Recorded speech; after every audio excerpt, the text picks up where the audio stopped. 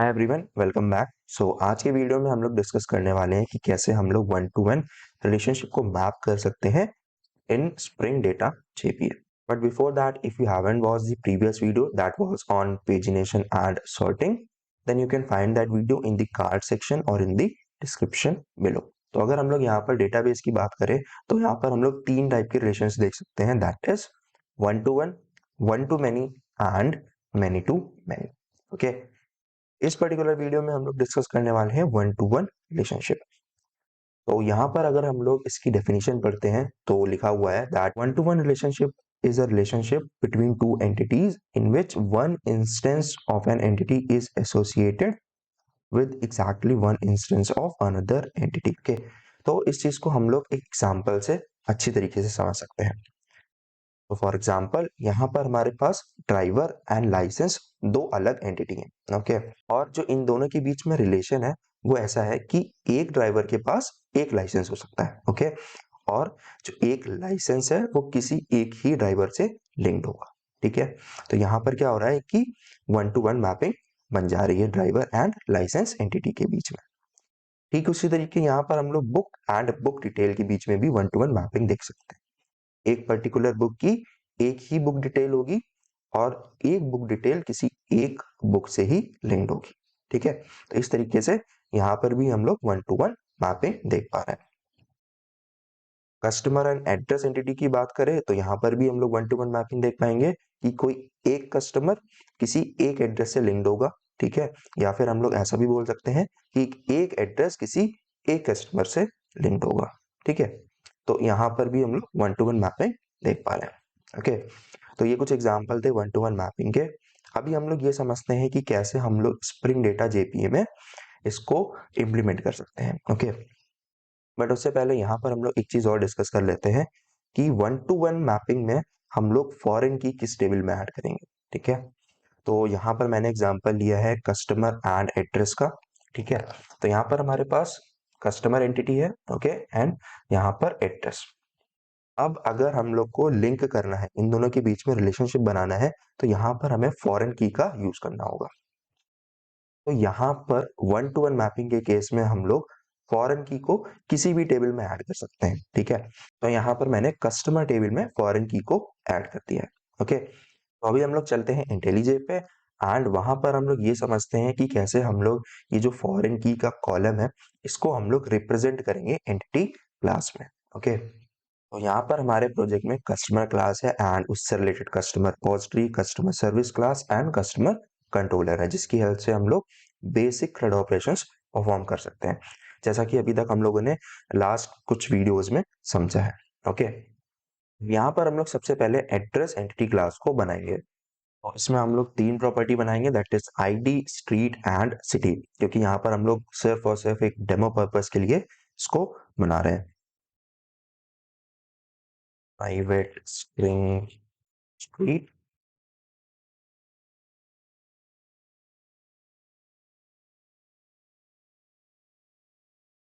Then हम लोग इसको एनोटेट करेंगे एट एंटिटी एनोटेशन से एंड यहाँ पर हम लोग आईडी को एनोटेट करेंगे at ID and at generated value से।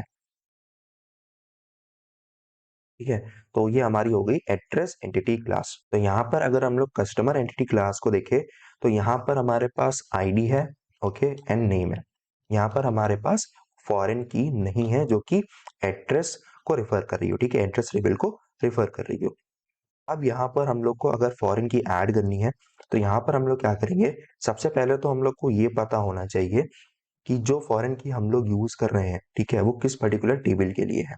ओके, तो यहाँ पर जैसे हम लोग को पता है कि जो फॉरेन की है वो एड्रेस टेबल को रिप्रेजेंट कर रही है, तो इसका मतलब यहाँ पर हम लोग यूज करेंगे एड्रेस एंटिटी क्लास को एज अ डेटा टाइप उस फॉरेन की का। ओके, तो यहाँ पर हम लिखेंगे प्राइवेट एड्रेस। ठीक है, एंड इसका भी नाम हम लोग रखते हैं एड्रेस। ठीक है, अब यहाँ पर इसको फॉरेन की बनाने के लिए हम लोग क्या करेंगे, इसको एनोटेट करेंगे एट जॉइन कॉलम से। ठीक है, अभी तक हम लोगों ने एट कॉलम एनोटेशन को समझा था, लेकिन यहाँ पर जब हम लोग फॉरेन की को रिप्रेजेंट कर रहे होते हैं तब हम लोग उस पर्टिकुलर कॉलम को एट ज्वाइन कॉलम से रिप्रेजेंट करते हैं। ठीक है, तो यहाँ पर मैं इसका नेम लिखूंगा जो कि होगा फॉरेन की एड्रेस डी, ओके। एंड अब अगर हमें ये बताना हो कि ये जो पर्टिकुलर कॉलम है इसको हम लोग 1 to 1 मैपिंग के लिए यूज कर रहे हैं, तो यहाँ पर हम लोग इसको एनोटेट कर देंगे 1 to 1 से, ओके। एंड यहाँ पर हम लोग ब्रैकेट में लिखेंगे कैस्केड, कैस्केड टाइप कॉलम। तो कैस्केडिंग का क्या मतलब होता है कि अगर हम लोग पेरेंट टेबल में एक ऑपरेशन परफॉर्म करते हैं तो उससे लिंक्ड जो चाइल्ड टेबल है उसमें भी वो ऑपरेशन परफॉर्म होता है। फॉर एग्जाम्पल, अगर हम लोग कस्टमर टेबल में एक कस्टमर को ऐड कर रहे हैं, उससे रिलेटेड जो एड्रेस है वो एड्रेस टेबल में ऑटोमेटिकली ऐड हो जाएगा, ठीक है। या फिर हम लोग किसी कस्टमर को डिलीट कर रहे हैं तो उससे रिलेटेड जो भी एड्रेस है एड्रेस टेबल में वो डिलीट हो जाएगा, ठीक है। तो कास्केडिंग का ये मतलब होता है, ओके। तो दैट्स इट। यहाँ पर हम लोग को सिर्फ इतने ही चेंजेस करने थे 1 to 1 मैपिंग को स्टैब्लिश करने के लिए, ओके। अब हम लोग यहाँ पर क्या करते हैं, इसको रन करते हैं एंड जितने भी बेसिक ऑपरेशन है that is create, read, update and delete, वो परफॉर्म करके देखते हैं। तो यहाँ पर हमारे पास पोस्टमैन में सारी रिक्वेस्ट है that is add customer, update, get customer and delete customer, ठीक है।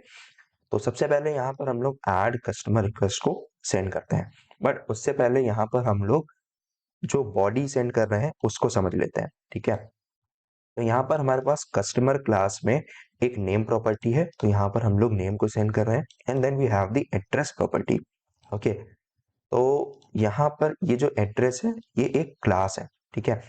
तो यहाँ पर क्या करेंगे, हम लोग यूज करेंगे जेसन ऑब्जेक्ट का, ठीक है। तो जेसन ऑब्जेक्ट बनाने के लिए हम लोग क्या करेंगे, यहाँ पर कर्ली ब्रेसेस ओपन करेंगे एंड क्लोज, एंड देन यहाँ पर ये एड्रेस क्लास का ऑब्जेक्ट है, तो यहाँ पर एड्रेस क्लास में अगर हम लोग जाएं तो यहाँ पर प्रॉपर्टी है स्ट्रीट एंड सिटी, ठीक है। तो यहाँ पर हम लोग क्या मेंशन कर रहे हैं, स्ट्रीट एंड सिटी, ठीक है। तो यहाँ पर हम लोग देख पा रहे हैं कि हम लोग को रिटर्न में सिर्फ आईडी एंड नेम मिल रहा है, एड्रेस नहीं मिल रहा है। वो इसलिए क्योंकि यहाँ पर हम लोगों ने क्या करा है कि ये जो क्लास है ना, कस्टमर क्लास, इसमें हम लोगों ने एड्रेस के लिए गेटर एंड सेटर नहीं जनरेट करे। तो यहाँ पर हम लोग गेटर्स एंड सेटर्स को जनरेट करेंगे। उसके बाद यहाँ पर हम लोग क्या करेंगे कि इसको दोबारा से रन करेंगे, ठीक है। अब अगर हम लोग यहाँ पर फिर से रिक्वेस्ट को सेंड करते हैं तो यहाँ पर हम लोग देख पा रहे हैं कि इस बार हम लोग को एड्रेस भी मिल रहा है, ओके। और अब हम लोग यहाँ पर H2 डेटाबेस में लॉगिन करते हैं। तो यहाँ पर अगर हम लोग कस्टमर टेबल में देखें तो यहाँ पर हमारी डिटेल ऐड हो गई है, और अगर हम लोग यहाँ पर एड्रेस टेबल को देखते हैं तो यहाँ पर हमारे पास एड्रेस डिटेल भी, ठीक है। तो कुछ इस तरीके से यहाँ पे हम लोग क्रिएट ऑपरेशन को परफॉर्म कर सकते हैं। अभी हम लोग यहाँ पर देखते हैं गेट ऑपरेशन को। तो यहाँ पर हम लोग क्या करेंगे कि कस्टमर की आईडी मेंशन कर देंगे एंड देन रिटर्न में हम लोग को उसकी डिटेल्स मिल जानी चाहिए। तो यहाँ पर हम लोग देख पा रहे हैं कि हमें कस्टमर 1 की जो डिटेल्स है वो यहाँ पर फैच होकर मिल जा रही हैं, ओके। अब अगर हम लोग यहाँ पर अपडेट करना चाहते हैं तो यहाँ पर मैंने क्या करा है कि जितनी भी डिटेल्स थी कस्टमर 1 की वो पहले कॉपी कर दी, ओके। एंड देन यहाँ पर मैंने उसका नेम चेंज कर दिया है एंड यहाँ पर मैंने स्ट्रीट चेंज कर दिया, ठीक है। और जैसा कि यहाँ पर हम लोग को पता है कि जब हम लोग अपडेट कर रहे होते हैं तो वहां पर हम लोग आईडी को मेंशन करते हैं, ठीक है। एंड अब हम लोग इसको सेंड करते हैं। तो यहाँ पर अगर हम लोग डेटाबेस में चेक करेंगे तो यहाँ पर हम लोग देख पा रहे हैं कि यहाँ पर स्ट्रीट अपडेट हो गई है एड्रेस टेबल में, एंड कस्टमर टेबल को हम लोग चेक करेंगे तो यहाँ पर कस्टमर 1 का जो नाम है वो भी चेंज हो गया है, ठीक है। तो कुछ इस तरीके से यहाँ पर हम लोग अपडेट ऑपरेशन को परफॉर्म कर सकते हैं, okay. And last operation is delete customer. तो यहाँ पर हम लोग कस्टमर की आईडी देंगे एंड उससे रिलेटेड जो कस्टमर डिटेल्स है एंड एड्रेस डिटेल्स है वो डिलीट हो जाएंगी। तो यहाँ पर हम लोग इसको सेंड करते हैं एंड अगर हम लोग डेटाबेस को चेक करें तो यहाँ पर कोई भी रिकॉर्ड नहीं है, ठीक है। और अगर हम लोग यहाँ पर एड्रेस टेबल को चेक करते हैं तो यहाँ पर भी कोई रिकॉर्ड नहीं है, ओके। तो यहाँ पर हम लोग कुछ इस तरीके से 1 to 1 मैपिंग कर सकते हैं बिटवीन टू एंटिटीज एंड उससे रिलेटेड जो बेसिक CRUD ऑपरेशंस है उनको परफॉर्म कर सकते हैं। So that's it for this particular video, and if you like the explanation then do give a thumbs up, and if you have any kind of doubt then you can post them in the comment section and I will be answering them, and don't forget to subscribe this channel.